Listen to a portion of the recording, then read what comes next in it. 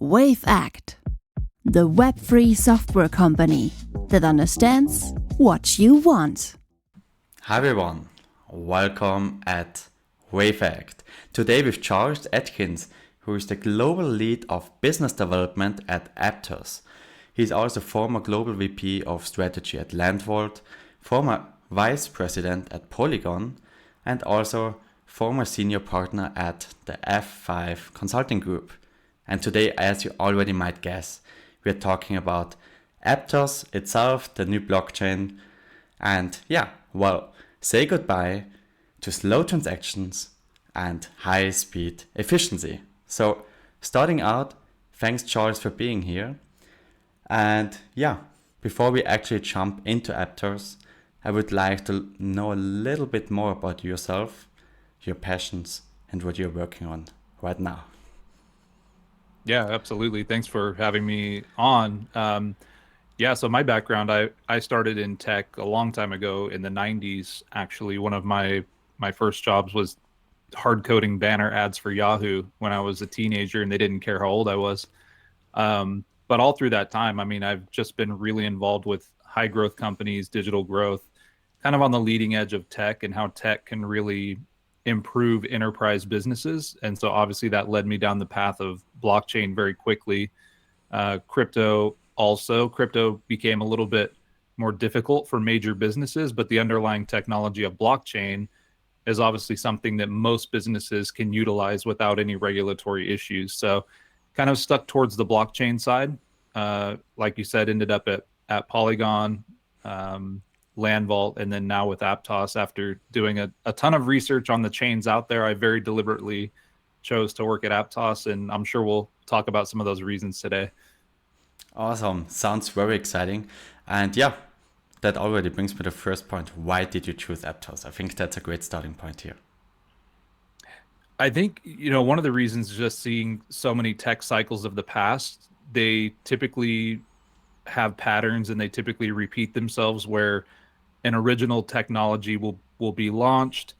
It works really well for a little while, and then smarter people that are more engaged and working with a little bit deeper knowledge in the space come in, they build something a little bit better, and then they start building it for scale. So, I mean, we saw this with internet and dial-up internet, and everyone, that was very old school. You had an old modem, and there was several modem improvements over the years. So you could get a phone line to go so fast. And then all of a sudden high-speed internet was introduced, and that changed everything. Now you could have video online. You could do, images would load incredibly fast. You could do streaming video up to a point. And we're starting to see this. We saw that, with smartphones. There was cell technology, smartphone technology, and then, the different levels of Wi-Fi that enabled smartphones to work a lot better, and then 3G, 4G, 5G, and moving forward. Now we're seeing that in blockchain. I think we've seen a lot of the legacy chains that are using specific programming languages. You can scale those to a point, but they're not really built for a billion users. They're built for a handful of projects that are working on things now, and that's great and it's very useful. But to really scale blockchain technology, you need a lot deeper scaling solutions in that. And that's kind of why I've chose Aptos. Was I've looked at a couple different chains probably for the past 6 months. I narrowed it down to 2, and I won't tell you what the other one is, but people will know right away because it uses the exact same programming language as Aptos. So the Move programming language, and then obviously with some elements of Rust involved as well. Highly scalable. And the reason I chose Aptos is the co-founders, most of the engineering team, and people that are building at scale formerly worked at Facebook, which I know a lot of people don't like. But they set out from the beginning when they were building the DM chain, the Novi wallet, and the Libra coin, which obviously Congress shut down. They started out building that blockchain in 2019 specifically for 1 to 2 billion users.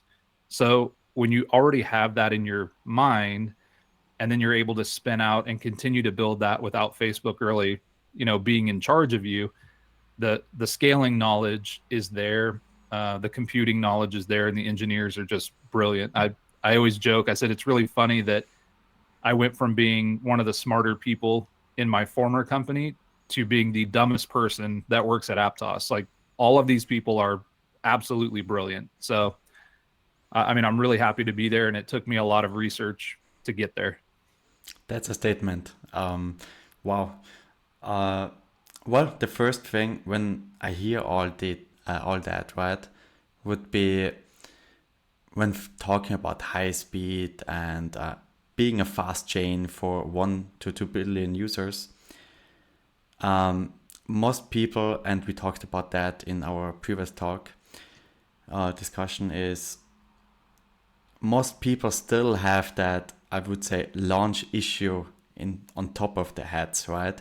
Because the only thing, or the first thing that I heard about Aptos is the Solana killer, right? I saw these memes like that actually is slower than Ethereum and whatever. But well, as far as I know, these issues have been resolved, right? So would you like to shed some light onto this and elaborate what actually happened there, and yeah, what's the current state? Yeah, I mean, so originally the Block Explorer was only picking up like system transactions. So if you went on the Block Explorer, all of our internal transactions, it looked like it was 5 TPS. And I think people were like, wow, that's really slow. You guys said it was going to be in the thousands. So that was unfortunate. We also launched on 8 exchanges at the same time within a 20-minute period. So it was just a very chaotic launch with on the upside, that means a lot of people were interested and a lot of people wanted to be involved with it. But obviously, like fixing bugs, fixing Block Explorer, fixing those things that quick.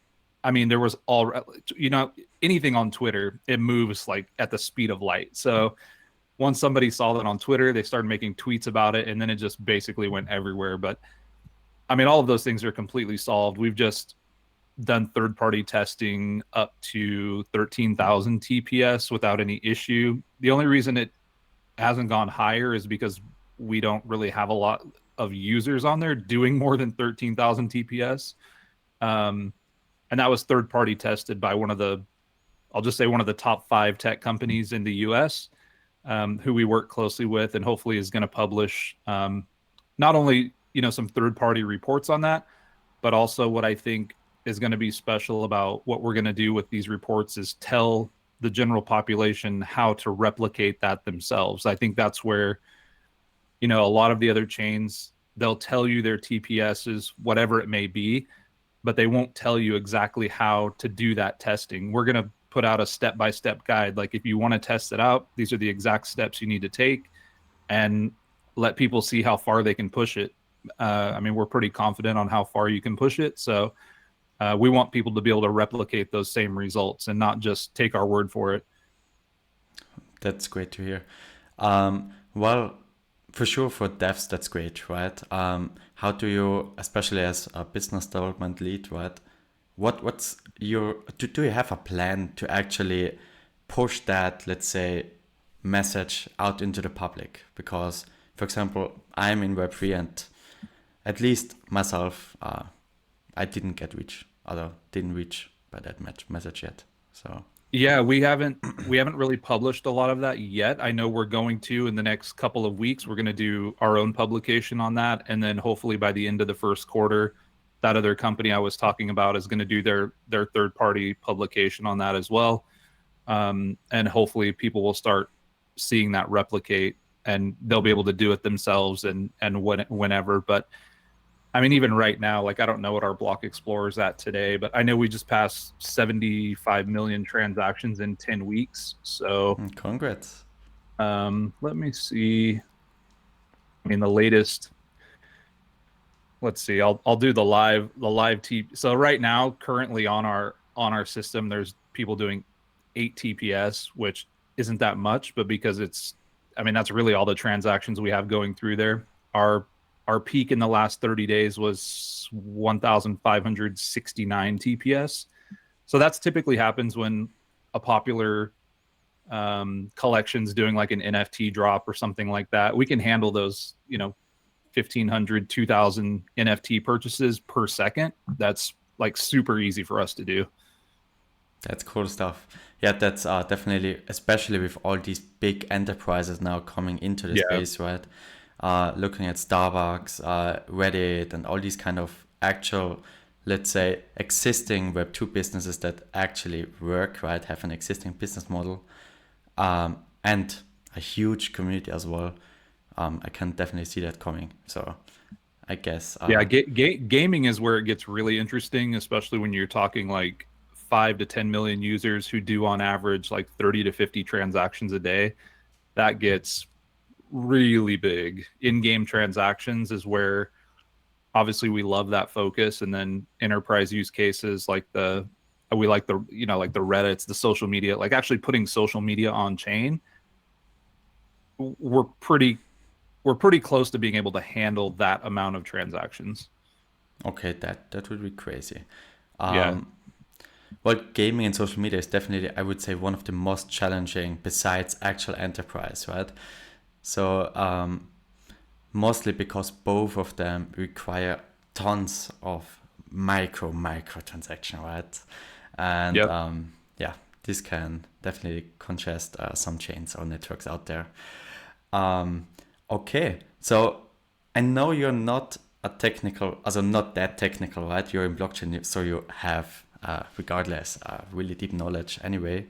But do you know or could share some key insights what they did actually different at Aptos next to, let's say, Solana or other chains? I know that's a little bit hard because it's somewhat technical, but maybe you have some key points that you could share here. If not, it's fine as well. Yeah, I mean, obviously the Move programming language is something that just allows it to do fast and secure transactions. That's just something that I actually looked at before even working there.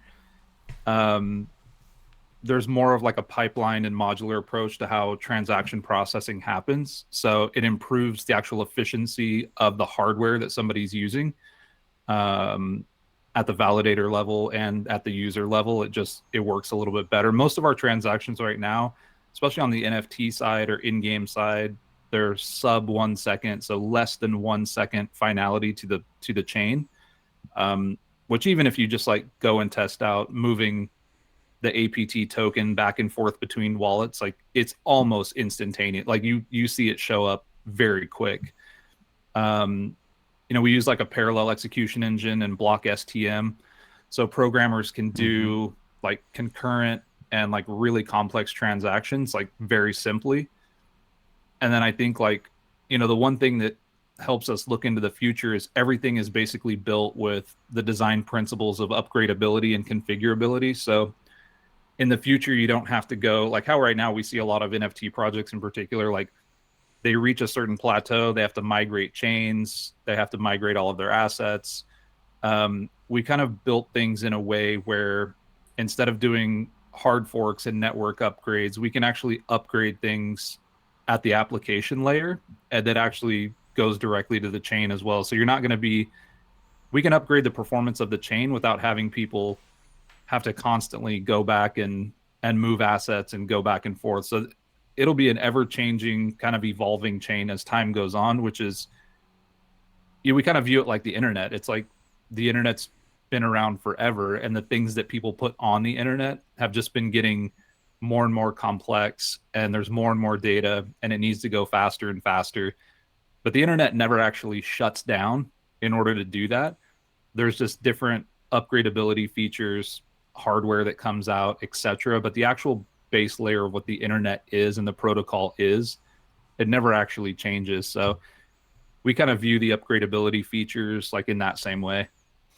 Interesting, especially since most people would argue, especially that immutability aspect of blockchains is a huge thing, right? Because that creates trust and everything. So Yeah, it's still immutable. Obviously, like it's still completely immutable. Things are written to block, and then validators every so often. We haven't done it yet. We would say probably in year length terms. They basically prune the old block data and move it to more of an archival data, which you can still search and you can still find everything, but it's not actually living on their hardware data, slowing the actual processes down. So it's a constant kind of movement of the blocks to different, more archival settings. Yeah, yeah, that definitely makes sense, right? As far as I know, Ethereum does the same or aims to do the same at some point, right? Getting some data off. But I could be wrong here. Um, I think they are. It would make sense because yeah, they have insane amounts of data already, so they should do that. yeah, yeah. Nonetheless, as we all know, the older the chain, the more difficult it is to introduce new changes, and especially when it comes to architecture, right? So that's definitely one thing. Well, I get it. Scalability, TPS, like high speed transactions definitely makes sense. And you said basically gaming and social media, is that somewhat your focus on Aptos, or what's the long-term vision? Like what market do we actually target, you know?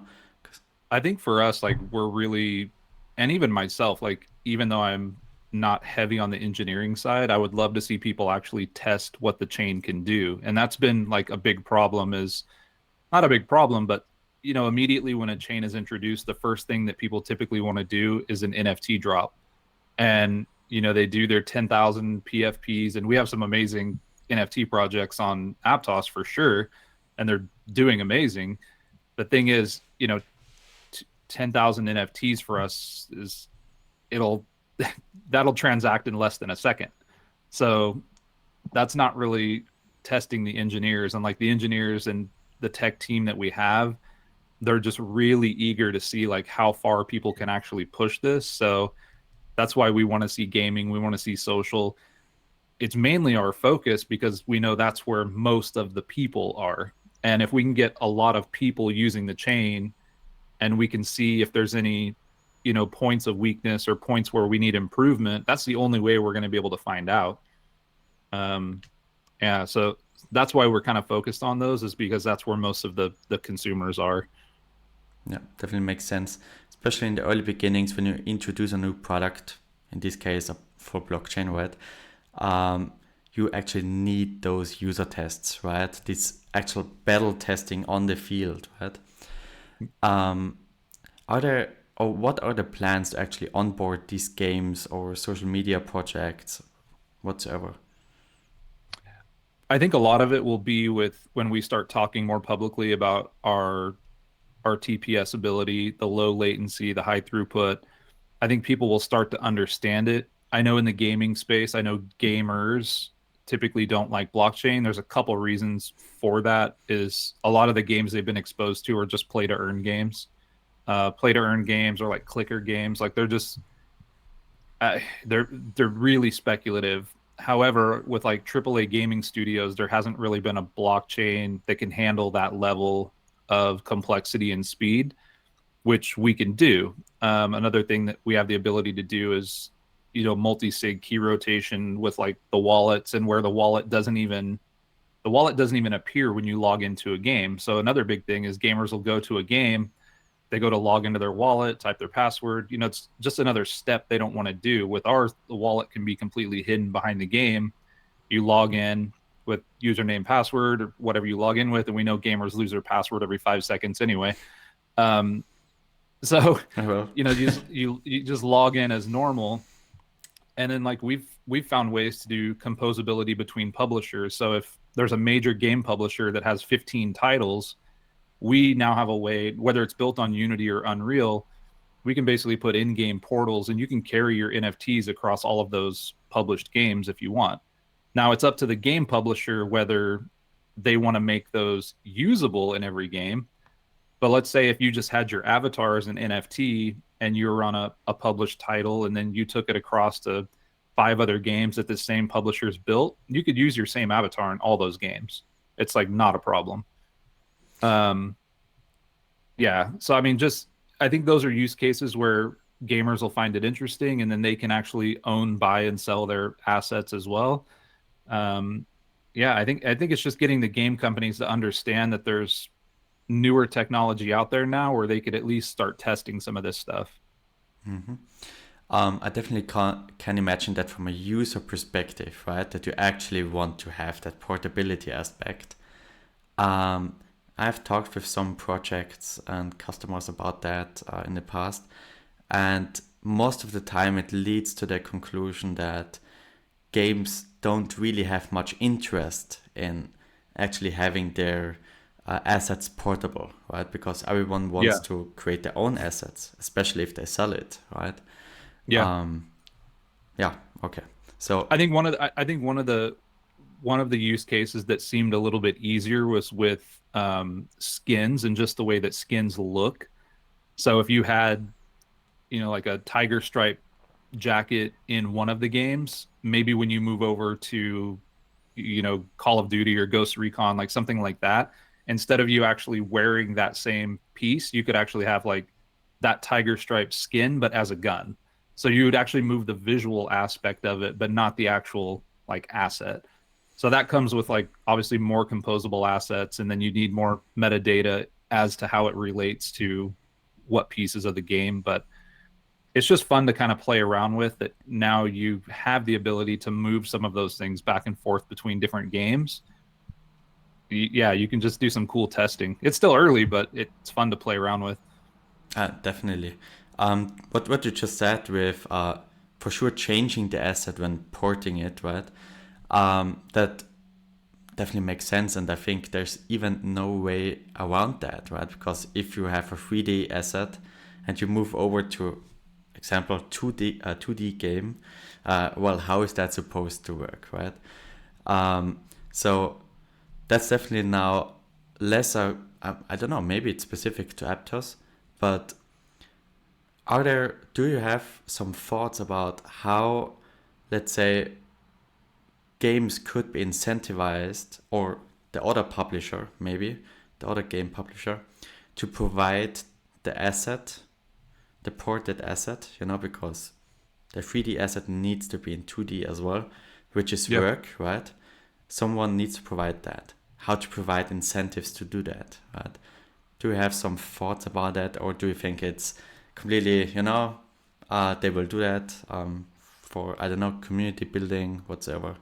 I think like I think that's a good point on where creators can really be a part of that. Is I've always liked the model, instead of like play to earn, it's like create to earn. So let other players create the assets, have them go through whatever a night, an easy approval process is to have those assets approved for the game and make those available, and then they can be rewarded for those creations. Or even like, creating new levels of the game, creating new lands, creating new islands in the game. Like those are things that should be kind of controlled more by the user than the publisher. It kind of, I don't know, I think like having a publisher always dictate how the game's going to happen eventually. Like, I don't know, they always have kind of a reason behind it, and a lot of times it's because they want to make more money. But I think if you let Mhm. creators kind of handle that part of creating in-game assets, they can come up with some really good ideas. And that's a good way to reward them for being a part of that ecosystem. That's a really interesting approach, for sure. Having these user-created assets, but also these user-driven games, right? Yeah, Um, that brings me to very interesting thoughts in the future. But let's get back to Aptos maybe a little bit. It was sure. fun shifting around. Um, so one question that still, let's say, interests me as well is, in general, you're actually targeting big businesses, right? Asset games, social media.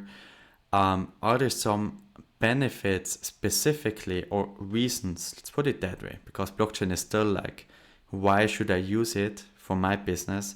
Which is obviously not really, let's say, the job of Aptos or anyone. It's basically a job of the business itself.